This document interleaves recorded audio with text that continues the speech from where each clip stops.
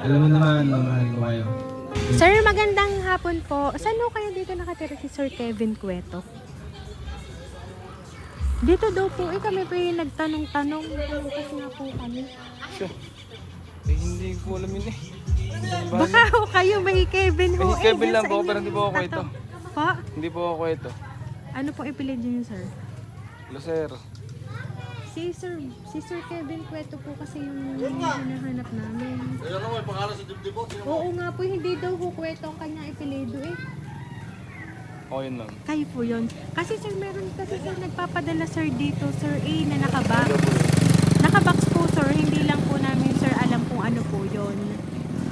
Ay ipinasa lang ho sa amin dito po sa San Juan. Sino mo nagpadala? Pang-deliver po sa inyo. May nakasulat naman sir dun sa box. Pa-check na lang po muna ako sir. Ano po? Ano? Ayan, sir, ito na lang sir ha. Ano na lang sir, pa-check na lang po ako sir. Sige po sir, buksan niyo po. Surprise po!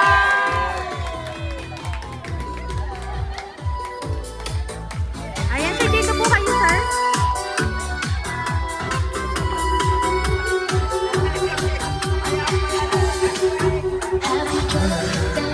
Ayan, so Sir Kevin, happy birthday po!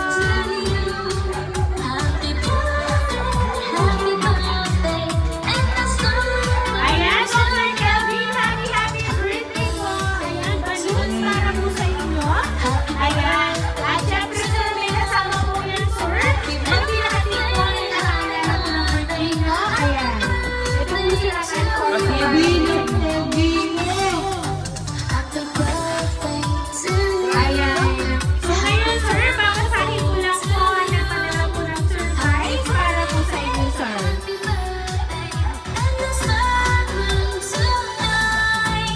To my boss Kebs, belated happy birthday sa iyo, boss. Salamat kay Lord sa panibagong buhay na binigay niya sa iyo. At palagi mong iingatan ang iyong sarili kahit saan ka man magpunta, lalo na ang kalusugan mo. Wish ko lang sa iyo, boss, na more birthdays to come, bawasan na ang pag-iinom para sa kalusugan at mahirap magkasakit. At iwasan na rin lagi ang mabilis na pagiging mahinti ng ulo para hindi agad tumanda.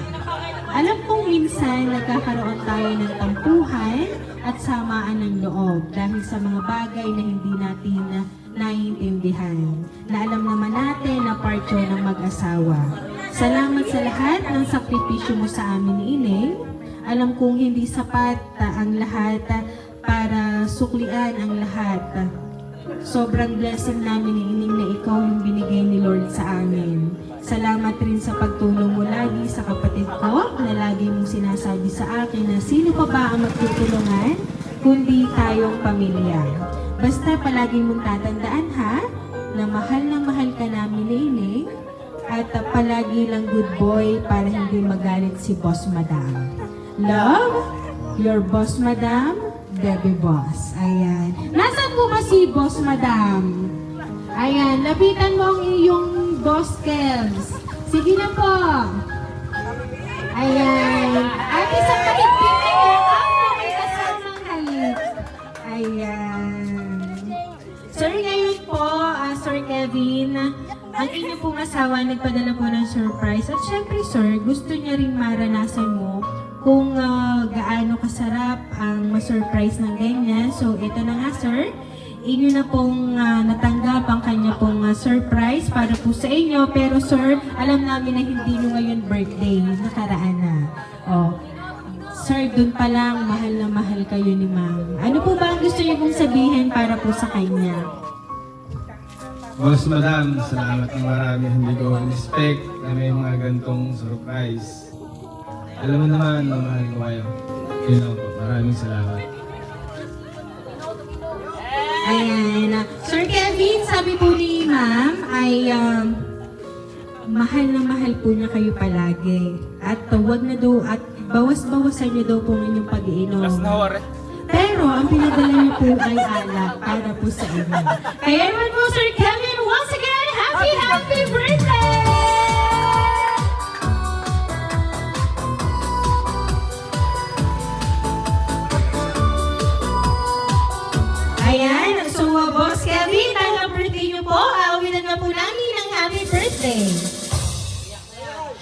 Happy birthday to you. Happy birthday to you. Happy birthday, happy birthday. Happy birthday to you. Ayan, sabay-sabay po tayong lahat. Happy birthday to you. Happy birthday to you. Happy birthday, happy birthday, happy birthday to you. Ayan, so Sir Kelvin, na dahil ang birthday niyo po, sir, make a wish and then blow the candle, sir.